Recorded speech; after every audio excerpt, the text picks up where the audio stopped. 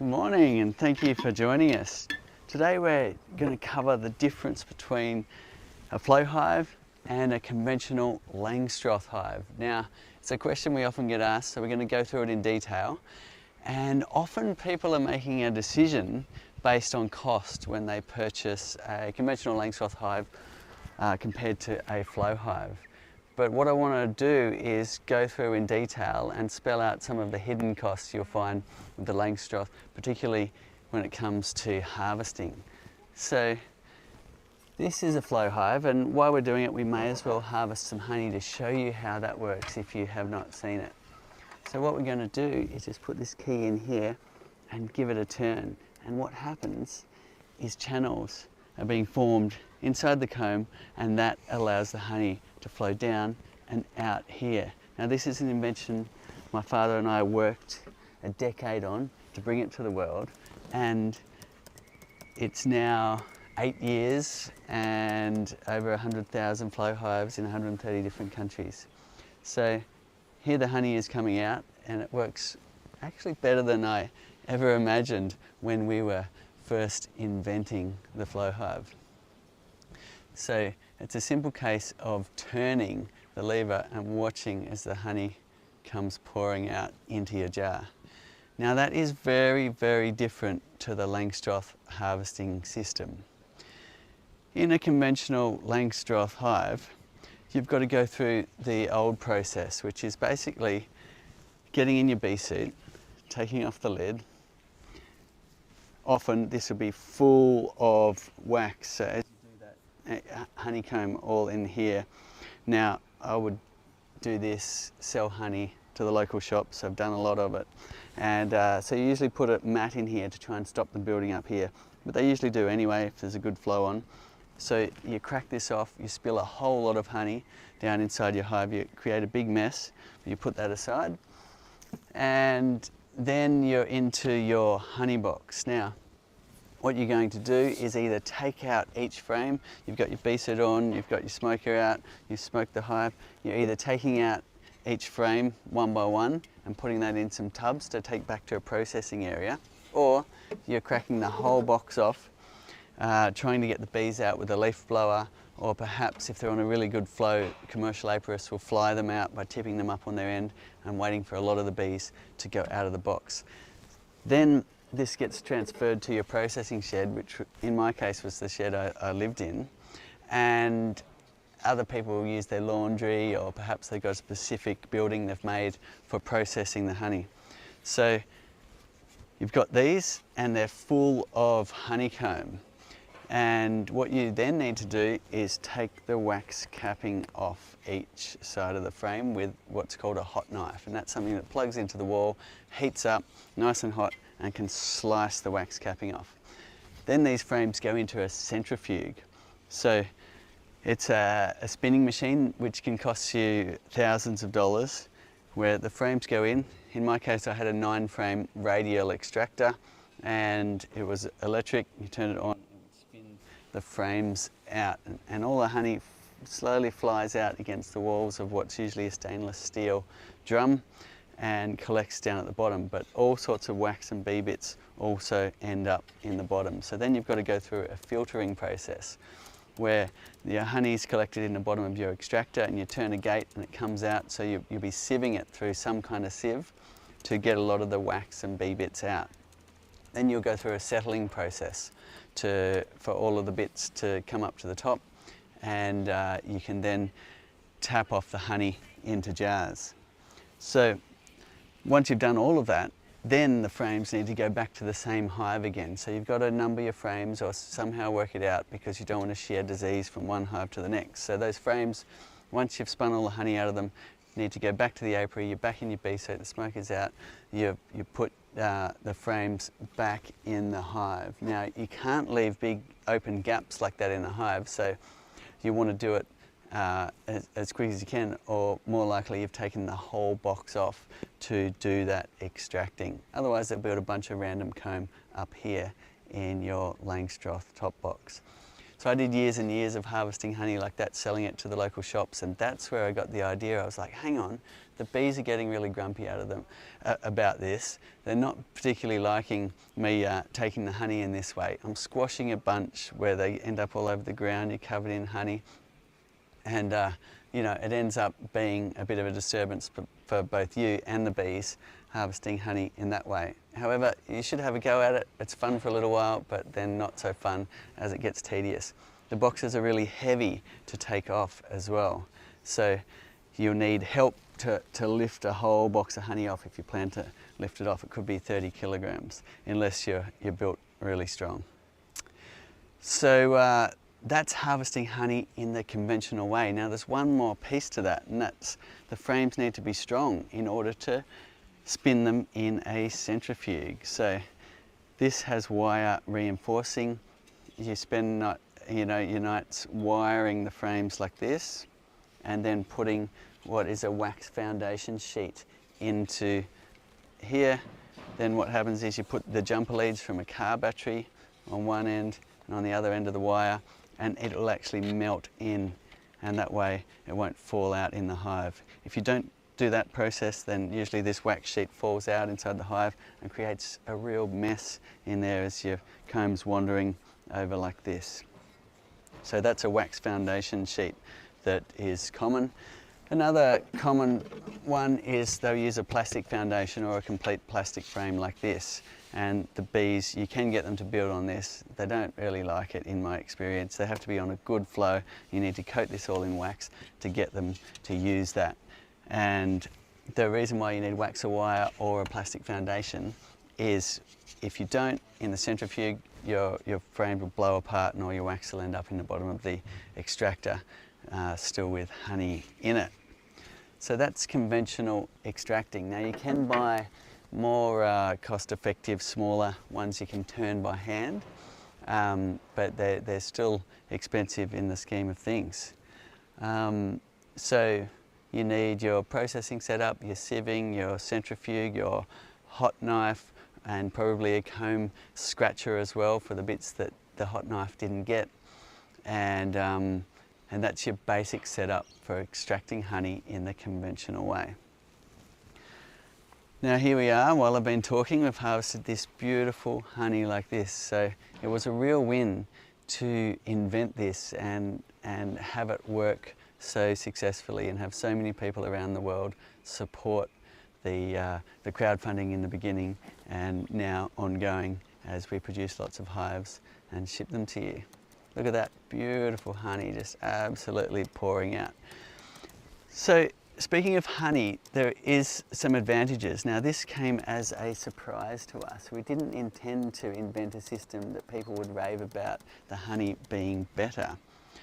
But because we're harvesting with no hot knife, with no centrifuging, with less air exposure, then what happens is we retain the flavour more so in the honey, and that gets rave reviews and often wins lots of competitions. And clever beekeepers who are selling their honey at roadside stalls or at the markets will actually tell the story that it's a single frame, from single frame origin, and the flavour therefore is more, it has more floral notes than mixing all of the flavours of the honey together. So that's one aspect, but the other one is zero processing means more flavour as well. So that's something that just tended to happen in the world. There was a Queensland University study to prove that, where they did the blindfolded taste testing, and the samples given were honey that was processed conventionally and honey that was processed not at all, by just flowing out of the Flow Hive from the same hive at the same time. And what was found is there was more floral notes in the honey, which rings true with what people say about Flow Hive honey. Of course, you can get wonderful honeys conventionally. I certainly don't want to knock that. But one thing that the Flow Hive really allows you to do is isolate the different flavours, and you might get a really dark honey from one frame and a really light honey from another frame, and completely different flavours to match So it's a beautiful thing. As the bees change to find new flowers, they might be filling up different frames. And now that I've harvested this frame, they might find a different floral source out there to refill that. So you get this checkerboarding effect of different flavours, and it's become one of the most wonderful things, I think, is to be able to share the different flavours that come in from your surrounding area and really appreciate those. It's certainly a shame, I think, to mix all of the honey from all of these frames into one bucket. Now, if you dial back to conventional harvesting, then what you'll find is you're mixing not only all of the honey from one frame, from one hive, but usually multiple hives, because you're batch processing. It's much more efficient to process a lot of frames in that conventional way at the same time. So therefore you're mixing honey from multiple hives into one extractor. So it's like mixing all of the ingredients in your kitchen together. Still could be good, but not as good as tasting the individual nuances of the different flavours that come in. Another thing, and if you've got questions, put it in the comments below and we'll get to answering those shortly. Another thing to mention is, because you're now waiting for all your hives to sort of batch process if you're harvesting in a conventional way. So I would put aside a long weekend to harvest a number of hives, and what that would mean is as the hives were full, I would stack more boxes on. Now, in some parts of the world, they get pretty extreme honey flows, and they will be stacking boxes 4, 5, 6 high. And some people are getting up step ladders to get the honey boxes off the top. So they're climbing up a ladder, they're cracking the boxes off. There's honey dribbling on their head as they get down, and it's very heavy, messy work. Now, what that means for you is you're going to be storing all of those boxes through the winter somewhere, or when there's not a good flow on. So you need more storage space somewhere to put a lot of sticky boxes, and you've got to keep them away from wax moth, which will really wreck the combs and the woodware. And then you've got to remember which hive they go back on for disease reasons. So you've got an expense there, both in floor space that you've got to extort some and all the extra equipment to stack more boxes on your hive. So what I'm saying is it's not apples for apples what you see here. What you have here is a hive that has the extraction built in, everything built in, and you can store honey in jars on the shelf rather than in boxes out in your apiary. So it's a great thing just to be able to harvest and store the honey in your shelf, and that way you can also keep up with the bees when there's a good flow on. Often in a conventional way, you've got your hives out there in your apiary, and what happens is a number of the hives might have completely filled the box. They can't store any more honey. Whereas with a flow hive, you can simply keep tapping it off as they fill it up. So there's a few differences in both the hive and the honey. Now let's go further down and have a look at the rest of the hive. So this is a conventional Langstroth hive, and it's got 10 frames in the brood box and 10 frames in the top, the same as a flow hive. So down in the bottom of the flow hive, you've got conventional wooden frames as well. So actually, they're both a Langstroth hive. It's just when we put our technology, which is our flow frames that we've invented into it, we call it a flow hive. So I take this box off, you're down into the bottom box, and this will be full of frames as well. So down here, you'll have 10 Langstroth frames, usually wax and wired. Now, the reason why they're wired, as we were talking about earlier, is you need to have that strength in there for when you are going through your centrifuging process. So let's take this honey box off now, and you can see all the flow frames in here. This is the flow frames we've invented that allow the honey to flow out without you having to take your box apart. Now let's just put that aside and we'll have a look at the brood box. So here we have the brood box, and it is much the same. The only difference is now we don't have to go through the wax and wiring process if we don't want to. Many beekeepers still do, because they want to get nice straight brood combs. Now I was very happy when I learnt that you could just use a comb guide in the top. It could have saved me sitting there at night waxing and wiring frames, and that works very well. We've consistently will dump even a swarm into a box just like this, and most of the time they'll go pretty straight. Sometimes you'll get in there and just manipulate the comb a little bit to keep them on the comb guide, but once they've got the idea, they will follow suit and draw their comb. But basically it's the same. Once the comb's drawn out in both of these, you've got a queen down there laying her eggs, you've got the worker bees, you've got the pollen stores, you've got everything in a beehive is the same in the brood box of either a conventional Langstroth or a Flow Hive. Now let's go down a little bit further and have a look at the baseboard. So this is a conventional baseboard. So it's pretty standard. You've got a piece of tin or some kind of substrate, you've got a riser around the edge, area for the bees to land on and walk into the hive, and then you've got usually some pine to get it off the ground a little bit, some treated pine. And that's a very simple baseboard. There are others available for Langstroth hives that do have a screen bottom board or some kind of pest management, but most commonly if you go down to your beekeeping store, that's the kind of thing you'll get. And it's all flat packed. That's another difference. The Flow Hive comes with the hardware and all the holes already drilled.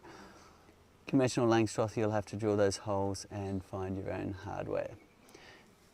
Coming to the Flow Hive baseboard, this is a screen bottom board that we've made here. So the bees can chase the beetles, and varroa mites can also fall through into a pest management tray, which we don't actually have in there to show you right now.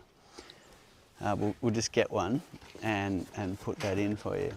So on the super, we also missed out talking about the observation windows. Now you've got the observation windows here, which are super helpful. In fact, let's just look at it on the hive. So the honey super has these great windows. Now what you're looking at there is the very frame we're harvesting, and you can see the honey draining out from beneath their feet. The comb is getting lighter, and the bees, as you can see, are just going about their work. They've hardly even noticed that the honey's drained out from beneath their feet. Then what happens is, and you can see it, them just starting in this area here, they start chewing away the wax. And if they're on a good flow, they'll strip all of that in a day, recycle the wax onto the frame, rebuild those cells, coat the cells in wax, and start filling them with nectar again. So that was a real win actually when we were inventing the Flow Hive, that they will decap and fix the cells up inside the hive. Now the rear window is also a fantastic view where you can actually watch the bees depositing nectar with their tongues. So between the side windows and the rear window, you get a real advantage. In a conventional Langstroth hive, all they had was weight. So they would just kind of lift the hive and go, oh yeah, it's heavy, it's about time to harvest. And if they got in there and it wasn't, they'd put it all back together. But if it was 70% capped, they generally would take it to the processing shed. Now, with the windows, you can get this beautiful idea of how they're going. You can look in and see bee numbers, which might not be so obvious from the outside.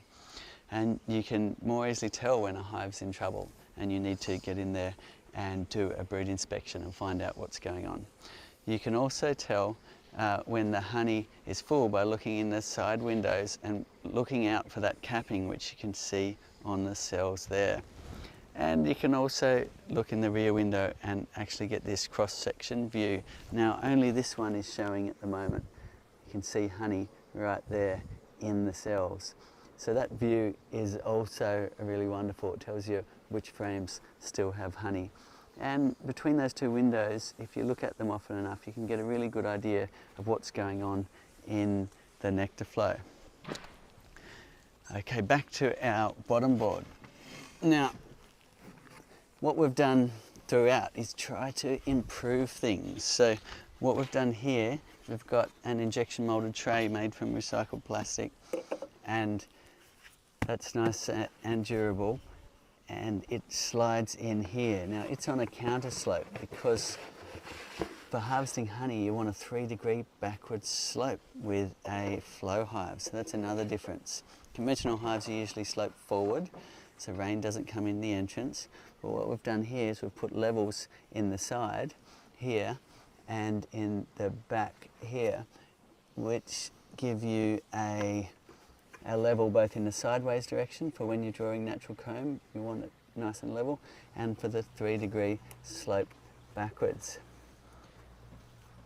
And then what we've done is we've counter sloped the entrance, if I turn that around, so that when the rain hits it, the majority goes off that way. And we've also sloped the entrance here. So you still can get some driving rain splashing in and going into your tray, but at least it's not sitting inside like it does in a conventional board if it was sloped backwards.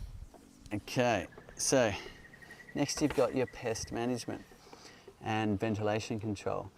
So for ventilation control, you can either have the vents down like that and it limits ventilation, or you can turn it over and have the vents up, which allows ventilation to travel in, up above the tray and through the screen bottom board into the hive. Or you can take the tray out altogether and allow ventilation to flow right up through the screen bottom board like that. So some people run it without a tray in at all. And for pests like hive beetles, you can put some cooking oil in here and it works really well to trap hive beetles without having to take the hive apart. If you've got a conventional bottom board like that, conventional Langstroth hive, you'll be taking the hive apart and putting traps inside the hive. And that's just a little bit more labour intensive because you've got to get in there each time to inspect and change those traps. And also it's useful for counting mites. If you happen to have mites in your area, is to have a screen bottom board. So you can get screen bottom boards for Langstroth hives as well, but most of the time if you go down to your local beekeeping supply, it'll come like that, just with a tin or some kind of substrate bottom board. Now we've also put an ant guard here, which is neat to stop ants nesting up in your roof and behind the windows. And you can fill them full of oil or white grease. And on each corner we've got adjustable feet just to help you level it, so you don't have to go through that process of getting the ground perfectly level for your flow hive. So that's about the wrap on the differences between a conventional Langstroth hive and a flow hive. If you've got any questions, then put them in the comments and we'll get to answering those. We have a question from Lee on the Facebook Live. Lee wants to know, is this a good option for a beginner to learn from? Absolutely. Half of our audience is beginners and we're very proud of that. We've introduced a lot of new beekeepers to the world and a lot of beekeepers that are putting a lot of effort into looking after their hives.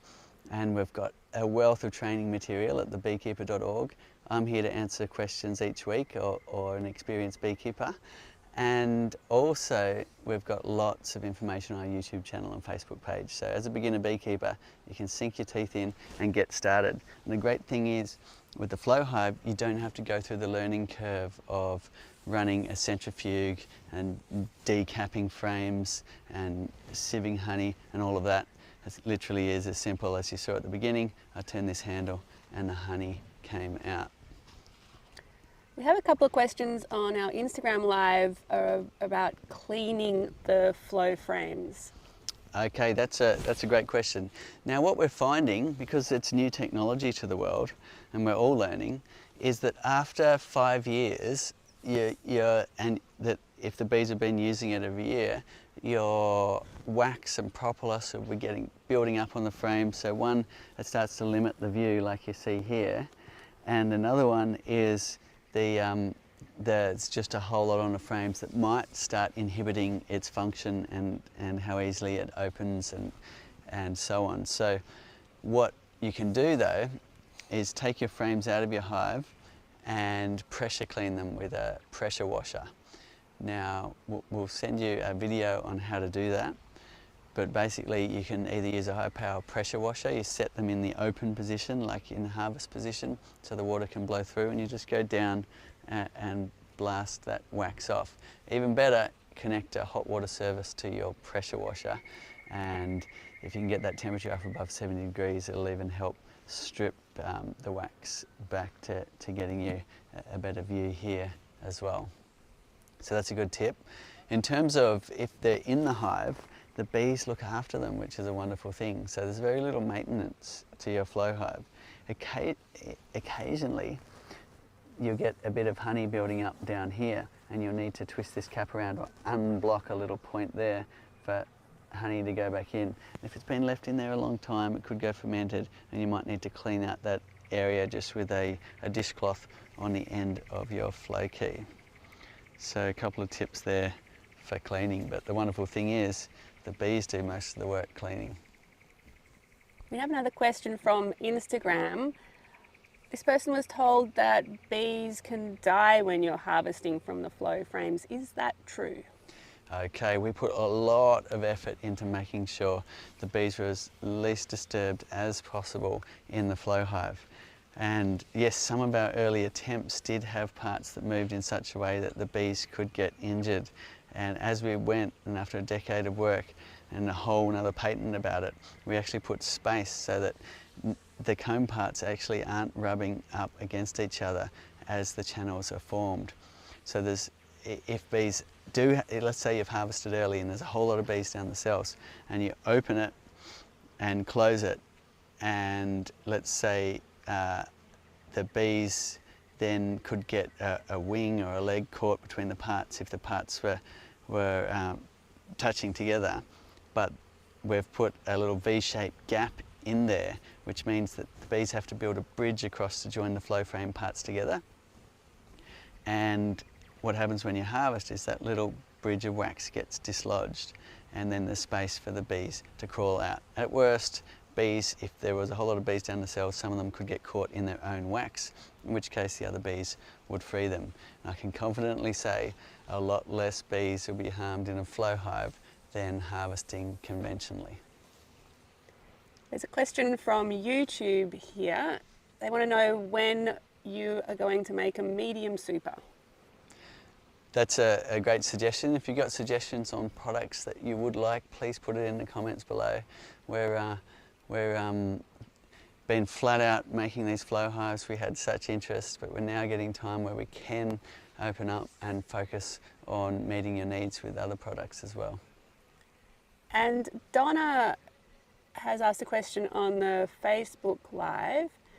She's located in the ACT. She's asking how she protects her bees from the cold this winter.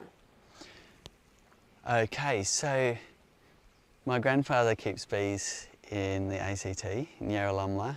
He's 97, and he's got some flow hives there now, but I grew up with bees in the family and fond memories of going out to my grandfather's farm at Queanbeyan and would be harvesting the honey in the conventional way, although it was a bit unconventional because he'd made a bicycle spinning machine, because electric machines were few and far between back then.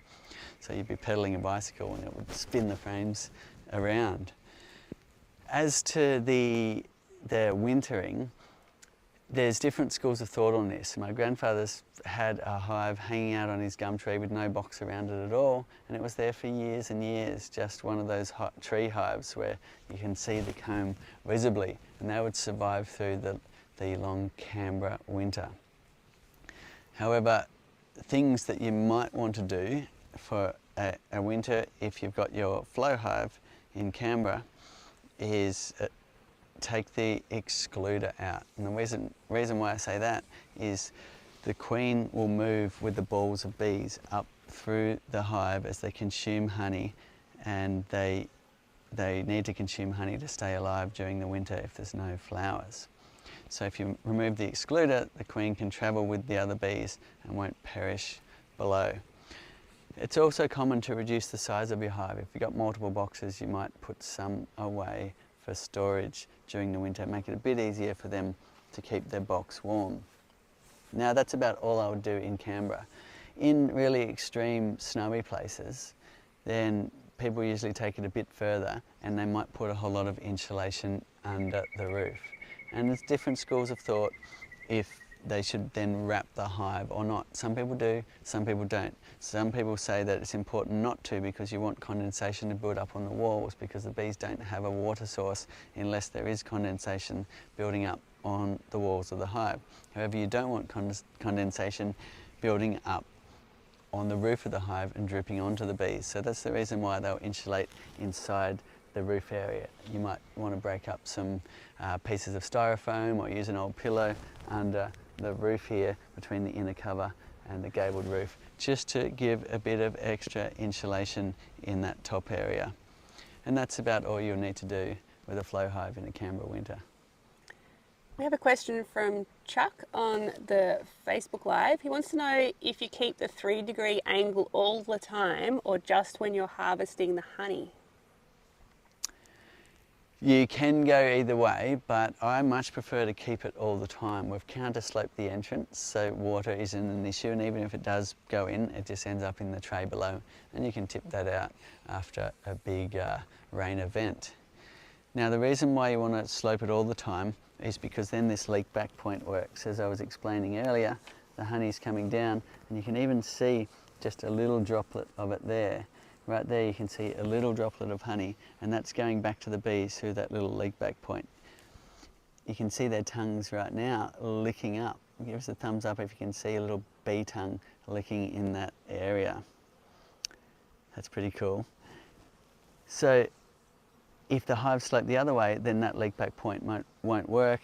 You've got a bunch of honey that you don't even know is there, because sometimes the bees don't connect all the parts together perfectly. You get some drips going through.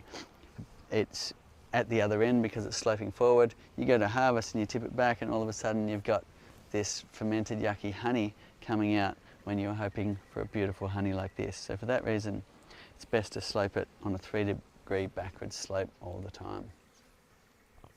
And it saves you going through that step of fiddling around at the entrance, changing the height as well.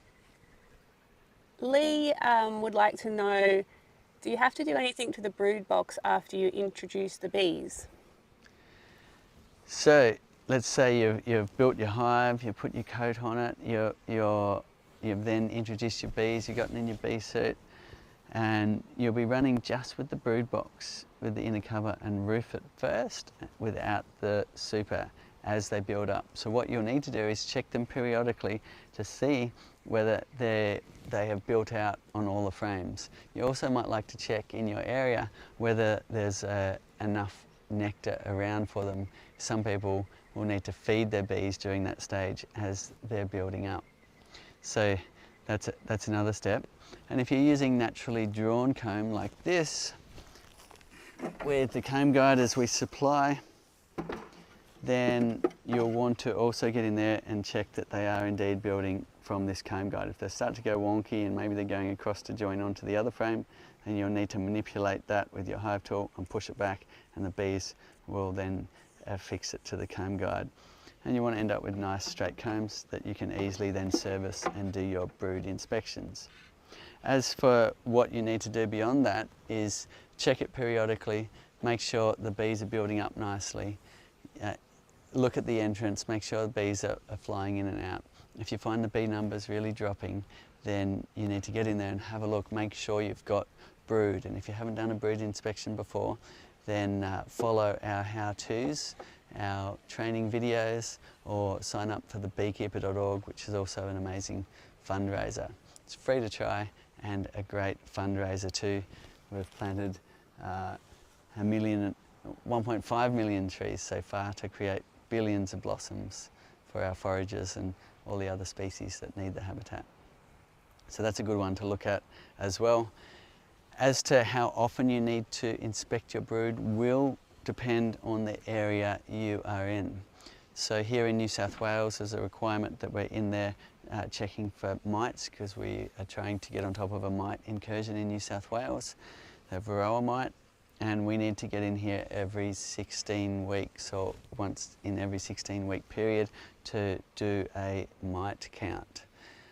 And as for other areas of the world, if you've got the varroa mite, it will increase the amount of brood inspections you'll do, particularly in the spring. You'll probably have some type of management where you're in there often, making sure the mite counts are low and your bees are happy and healthy.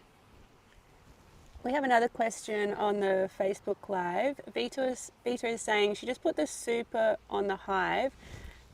Now, do they need to inspect the super at all? So you don't need to. If you've just put your super on, you can just let them build on it. You can look into the observation windows. Sometimes they're really fast, sometimes they're slow, depending on the strength of your colony and the available nectar around. So if you've got a situation where you've got an abundance of nectar, the flowers are dripping to the ground, your colony's strong, then you'll see action very quickly. But other times you'll just need to exercise some patience. So you'll just need to wait until you start seeing honey in the observation windows. But by all means, if you're curious, pull the frame out, have a look and see if they're doing any building on the frames or not. And at some point the nectar flow will kick in and it'll get very exciting as you watch the honey appear in the observation windows. I have a question from Carol on the Facebook Live. Carol's very interested, but when is it too late to start your hive?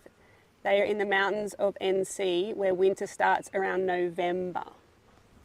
Okay, great question for local beekeepers, and if you know the answer to that, please chime in on the thread. So here we are, still in our autumn in the southern hemisphere, so you're still in your spring, so it's a great time to start beekeeping, I think, but ask your local beekeepers as well.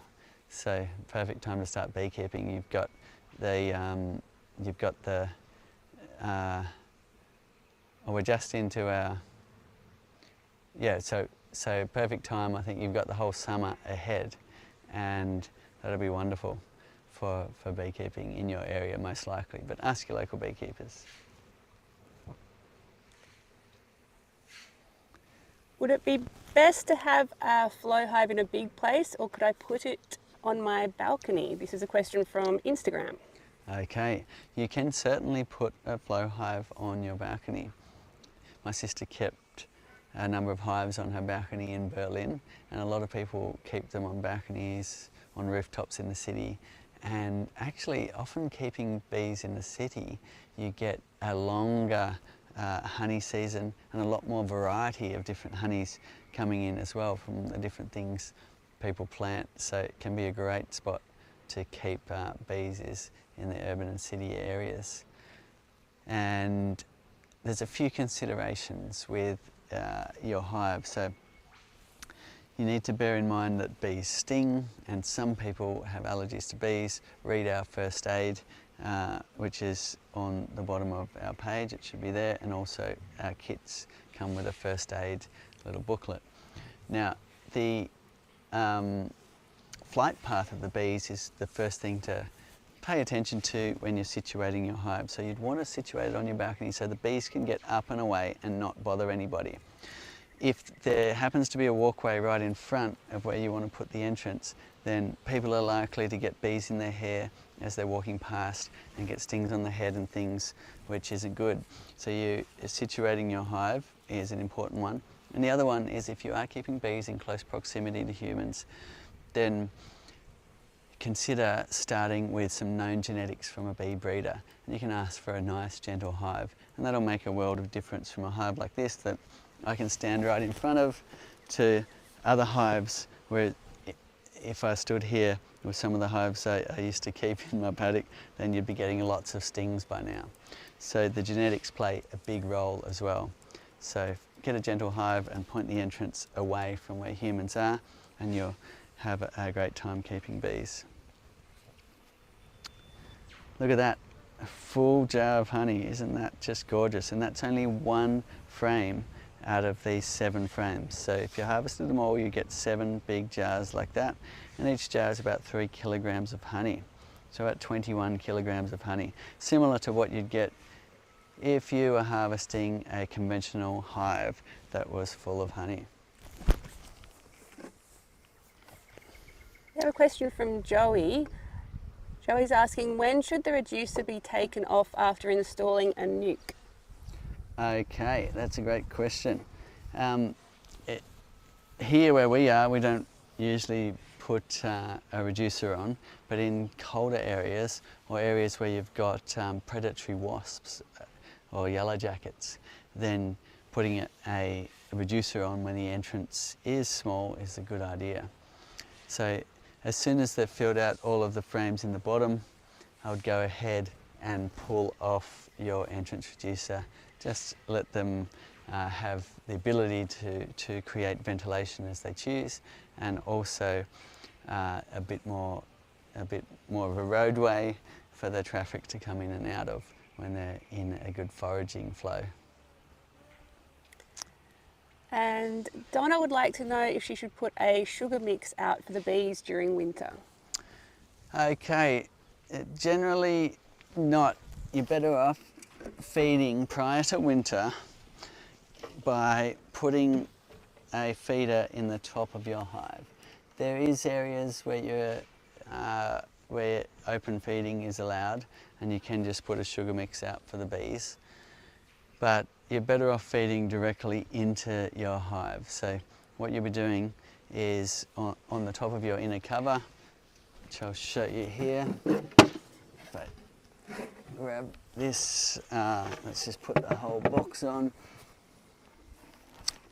Then there's a plug in the top, and what you'll do is you'll take out that plug and make one of a few types of feeders. You can buy what's called a round top feeder that'll fit good enough in here and go over that hole. You can also just get a Ziploc bag full of sugar syrup. Now, if you're feeding for stores prior to winter, you'd use a 2-to-1 ratio, 2 parts sugar, 1 part water. You'd cook that up, let it cool, put it in your Ziploc bags, put it on top of here, and put pinholes in there. The bees will come up and they'll suck that syrup out of those bags and use it to store honey in their frames. Another way is an upturned jar with holes in the lid. So if you get a jar and you put nail holes in the lid, you can fill that up with your sugar syrup and turn it up over the hole here. An airlock will be created and the bees will suck the sugar syrup out of those little holes. So a couple of options there for you for feeding your bees prior to winter.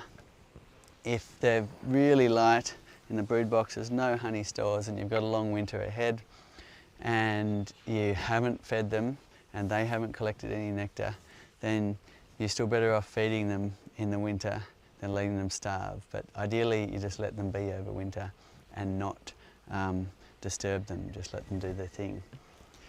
Some people will feed a fondant in snowy areas where you've got deep snow and long cold winters, which is like an almost toffee-like substance that the bees can eat at an emergency, and they might put that on top of the frames inside the hive. Others will just pour dry sugar right into empty cells. Let's say you had a frame like that with on the edge of the hive and it had no honey stores in it at all. It was just open cells, and you could just dry sugar, pour that in there into the cells and put that in as another emergency method to keep a colony going over a winter if they don't have any stored honey. We have a question from Thomas. They would like to know how soon you can put the super on a new brood box setup. It's best to wait till they have drawn out all the frames. So all of these frames here will be full of wax, and on the edges you probably have honey. As you go towards the middle you're going to have brood and also pollen stores or bee bread. And wait till they have used all the frames and drawn their wax out. If you're using wax foundation, you'll wait till they've drawn it out into the honeycomb matrix. if you're using naturally drawn, you'll wait till they've filled mostly all of the frames with their arc of honeycomb. And you should see a nice number of bees when you open it also, and that's the time to put your super on. If you put it on early and you're in a warm climate, no problem, you can just wait. If you're in a cooler climate, then you've slowed them down a little bit because it's more area. They have to keep warm to keep their brood going in that cold time.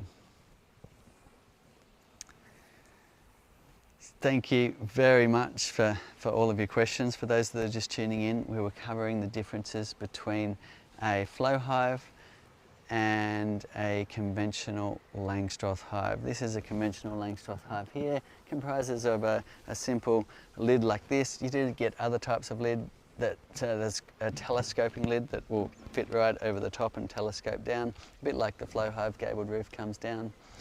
And you can even get Langstroth hives with gabled roofs as well, although they're a bit rare.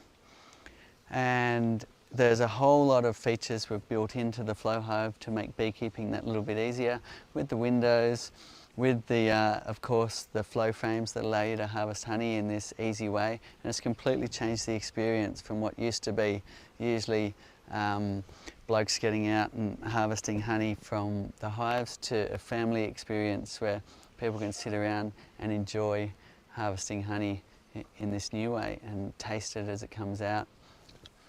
And just harvest a little bit if you like. This is just one frame. That's enough for your family for a while.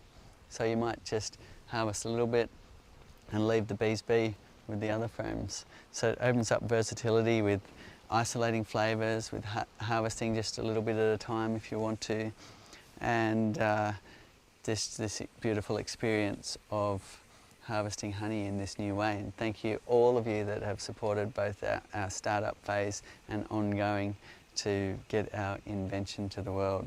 Now, one thing people were up in arms about harvesting honey in this way was the bees will get in the honey jar, and look, it's true, a bee got in. And no big deal, but if you see bees coming for the honey, then you can simply cover it up with a wax wrap, and I'll show you how to do that in a second.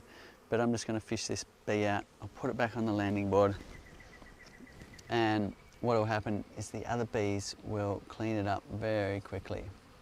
There you go. And she will be totally fine. But if you are going to walk away for a while, I guess we shouldn't here, we've got a nice flow, it's almost overflowing, but if you are going to walk away as the jar fills up, then cover it up with some kitchen wrap or some wax wrap like this, which has been infused with beeswax and oil, which is a great kitchen wrap substitute. And you just put it around like that, and it'll stop any bees getting into your jar. Thank you very much for all of your great questions, and if you've got suggestions of what you'd like us to cover, then put it in the comments below. And it's also wonderful to see people chiming in and helping people with their questions. It's been a great global community, a huge amount of learning for me, learning about how everybody keeps bees in all corners of the globe as well. So any ideas for our live streams, then put them in the comments. Same time next week. Thank you very much for tuning in. What we're going to do now is actually finish the harvesting process to show you how that works and how simple that is. What I'm going to do is swap this over like this. And if you do it quick enough, you don't spill any honey. You can enjoy the spoils of the latest flavours here. And that's the Melaleuca, it's the paperbark, which is the paperbarks have been flowering recently just down here in the heathland before the ocean there, and the bees have been bringing it in. It's really strong with that paperbark flavour. So you've got a beautiful jar of honey, but you must not forget to put the key back in the top slot now like this. So we harvested by putting it in the bottom, now all the way to the back like that, and turning it to a 90.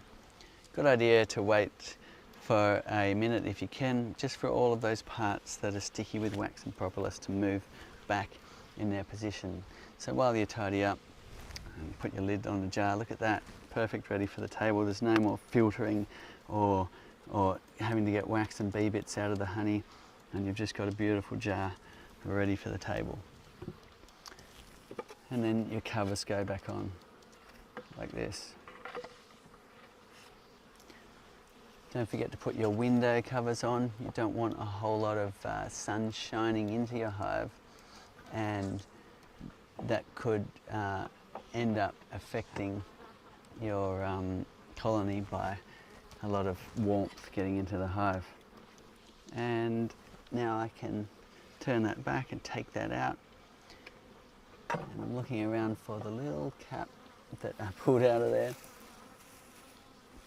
There's a bottom one which goes there, and the top one I've just misplaced. Okay, I might have put it in my pocket. Anyway, this cover goes back on here, and then the top one, and your harvesting process is